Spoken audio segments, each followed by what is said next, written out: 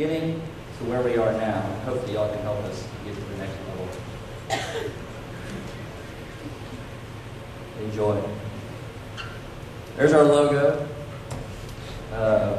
Carson Rottisserie. People say, why put rotisseries in the name? People can't spell it. I say, I don't care if they can spell rotisserie, they can spell Carson and think rotisserie. I'm like, oh, okay. This is who we are. We're the first American grill company to bring Brazilian barbecue to the backyard and tailgate. And our product, the portable Brazilian steakhouse, folds out in 7 rotisserie skewers. We cook a whole ton of food. I'll get me started about that real quick. But it all began in Kimbrough Woods in Germantown, Tennessee. I was 4 years old. We moved in there, and there's 2 kids playing soccer. My dad was like, hey, you like that? Go do it. So next thing you know, he signs me up, and I was ecstatic about the situation. It's the best picture I can find. That is me drooling. So I'm pumped about it, and then of course, any question that a kid would ask his father is, who's the best soccer player in the world? My dad, being from the Delta of Mississippi, not even knowing what soccer was, knew Pele. And so I tell people, if Pele would have been from Germany, I'd probably try to sell a German grill right now instead of a Brazilian one. So from 4 years old on, that began the infatuation with Brazilian culture, as you'll see on this next slide. What happened to my pictures? We censored them. Oh, man. Anyways. I assure you we did not censor your pictures. You censored my pictures. Did you? You may have had an animation in there. Okay. Well, there goes my speed. Okay, Brazilian barbecue, fell in love with it. Finally got the opportunity to go down to Brazil when I was 14 to train with a professional soccer team, which further, this is me, actually in 1998 in the World Cup. I'm 6'3", toothpick kid with blonde hair. And coming from Memphis, Tennessee, where barbecue is just everything, and seeing that, it was like, wow, this is a whole new level of, getting together as far as barbecue in that sense. So it was a no-brainer. American Brazilian barbecue, the American barbecuing culture is a no-brainer.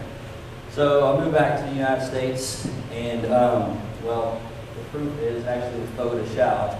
The restaurant industry, they opened up their first restaurant in 1979. They've only opened up at 6 in Brazil since. Then in 1997, they're like, those Americans love beef and they got a lot of money. So they opened up $20 million steakhouses up until 18 until this year. So shoot. Now you got all these other Brazilian steakhouses taking off because it's a cash cow. People, you got party of 6, you got $45, $45. If you're going to wait tables, I recommend waiting tables there. Made about 50 grand while I was in college because it was a joke. So ever since the Brazilian steakhouse has opened in Memphis, it's been voted as one of the best restaurants, or everybody knows about it. When I was there, like, wow, you wait tables or you cook at Brazilian steakhouse? I was like, yeah, I wait tables. It's not that big. So University of Memphis, or Calipari, thank you, Texas State Brazil, for Derek Rose or whoever, because all the recruits would come there. That's how you would wine and dine, to the side, have the meat carvers come over. And ever since then, Memphis is not the only city out there. Every single major market in the country has that Brazilian steakhouse that everybody knows about. So piggybacking on the success of Brazilian steakhouses, it's a no-brainer. Why not have it in your backyard?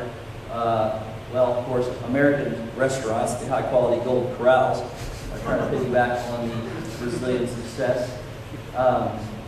So every time I would go to somebody's table, they'd say, man, I wish I had this Brazilian barbecue concept in my backyard. And I'd say, you will soon. And that's what that all means. I jumped ahead a little too early, I'm sorry. Still can't believe you censored myself. Man, y'all love it. Y'all completely forgot about the entire thing. So Americans' love for grilling plus Americans' love for Brazilian steakhouses equals our suitcase Brazilian steakhouse. That takes you up to 14 years. This has been a 14-year dream of mine. I've been working on it forever. Now we're producing them in China. We're up for the Most Innovative Barbecue Cart of the Year award at the National Patio Barbecue Expo. In a week, I'll be right next to Weber's 4,000 square foot monstrosity of a booth next to, I think I have the Gent Portal that it has. But all it needs is a, 1.5 by 1.5. The American Tailgaters Association's jumped on board. We'll be going on a tour with them. Game day tour bus, right there. You see the game tour bus. That's Doc on his national series satellite tailgating radio show. So within 3 months of thing on the market. We are up for the best charcoal grill on the market in the country. BarbecueAbout.com going up against the Green Egg. As you can see, it's neck and neck. I just checked it. We are even. So if y'all want to vote for your fellow Memphian about this product, you can go to barbecue.about.com and vote for Carson for a Rottisserie. That's it.